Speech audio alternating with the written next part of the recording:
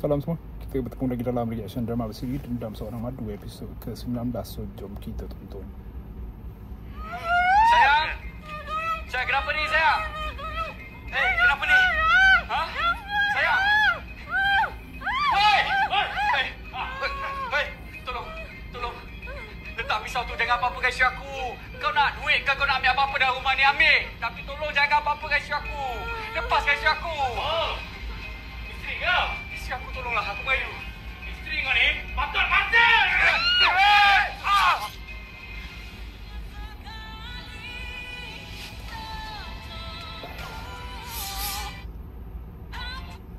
Okey, itu dia. Tertikam apa?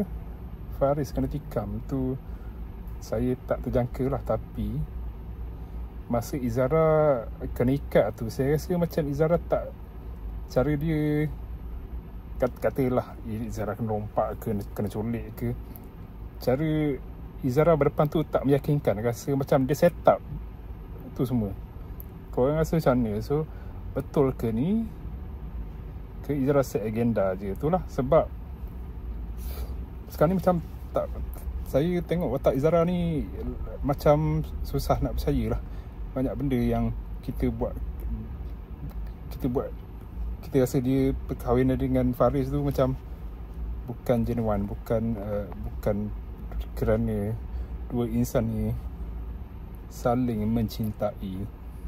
Lepas tu ada episod yang dia jumpa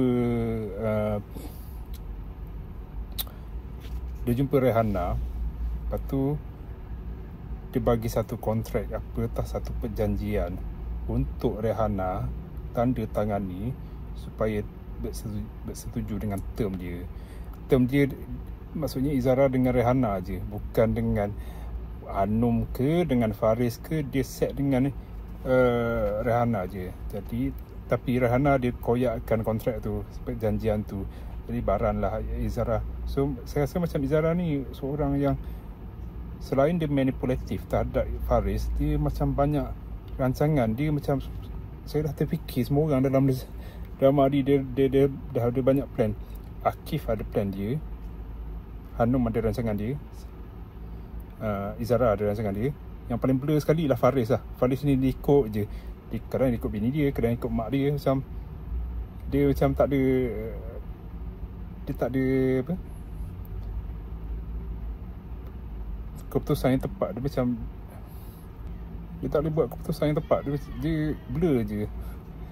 So macam okey, berbalik kepada adegan tadi, dia kena tusuk tu pun patut kena cucuk di kepala sebab ramai juga yang tak suka dengan apa, dengan Faris ni. Tapi Izara paling besar hati lah dengan Rihanna. So tu, saya kira tu rancangan dia adalah plot twist dia. Jumpa lagi.